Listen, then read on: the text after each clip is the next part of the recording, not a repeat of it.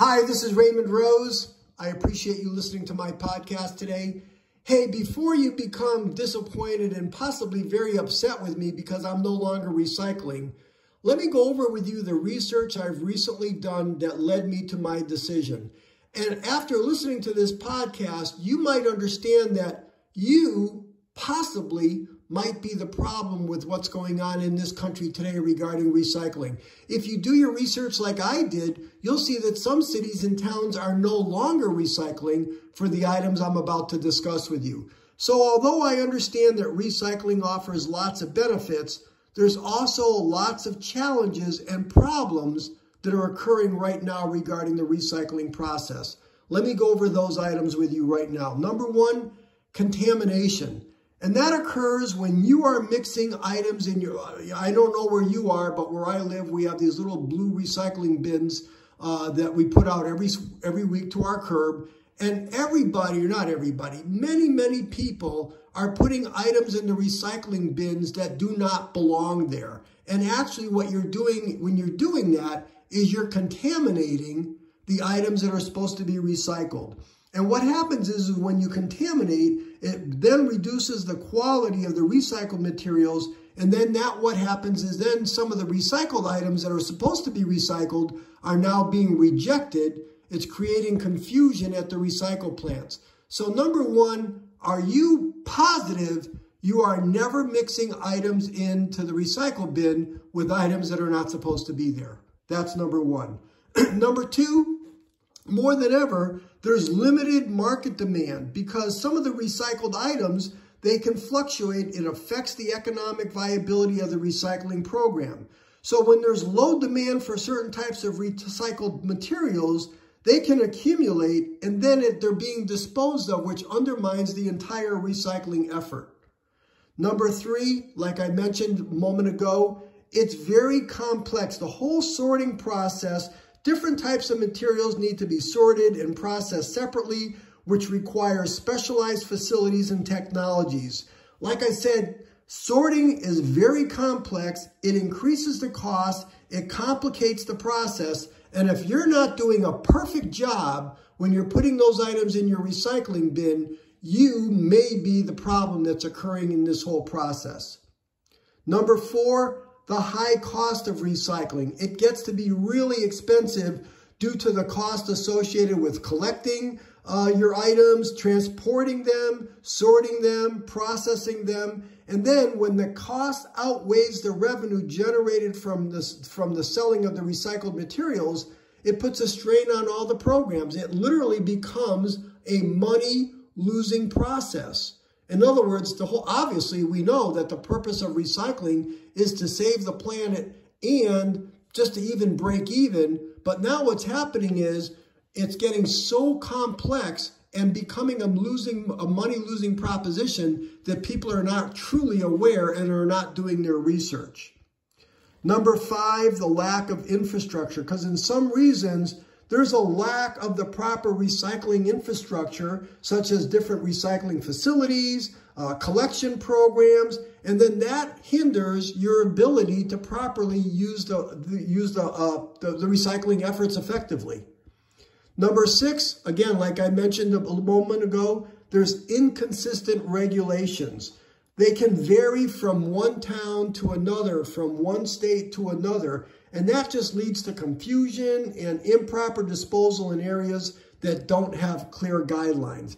And let me be clear, there are many areas that have very crystal clear guidelines. It's just that they're being interpreted in so many different ways, or people are being lax in properly recycling all the particular different materials. Next, number seven, the technological limitations. Certain materials like mixed plastics or heavily contaminated items can be really challenging to recycle using the proper technologies. And technology is changing constantly. So when you've got new recycling methods for these materials, it gets really complex and very, very costly. Number eight, the loss of quality. During the whole recycling process, some items literally lose the quality and become less valuable. So for instance, plastics are often downcycled into lower quality products rather than being recycled into the same product. Number 9, the transportation impact. Moving these recyclables from processing facility to another processing facility, it has an environmental impact due to the fuel cost, the emissions, the transportation vehicles themselves. In other words, yeah, we're trying to save money by recycling, but all the money that's being spent and all the energy consumption, the emissions, all those moving parts that are involved in moving these recyclable items, again, is not effective. Again, we all have the right intentions, but when it comes down to, are we really saving the planet? Are we really reducing emissions?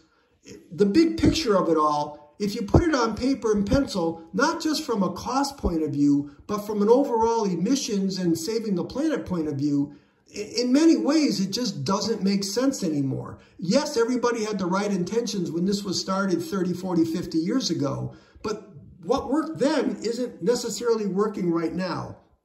And then lastly, number 10, the public awareness of it all, the participation of it all. A lot of people, and don't get me wrong, I care. I am one of these people that really, in fact, one of the things I learned many, many years ago, if you've listened to my podcast for a while, I was in management in the supermarket industry, and we were absolutely graded. Part of my raise and promotion every year was how much money I was costing my supermarket company with dumpster fees and cardboard fees. So believe me, I am very much in tune to waste. One of the things we learned as my family, my wife and my children, is that we always analyze how much trash are we putting out to the curb every week. In other words, how much are we spending our money on and buying and bringing into our household only to bring it out to the curb at 1 week later.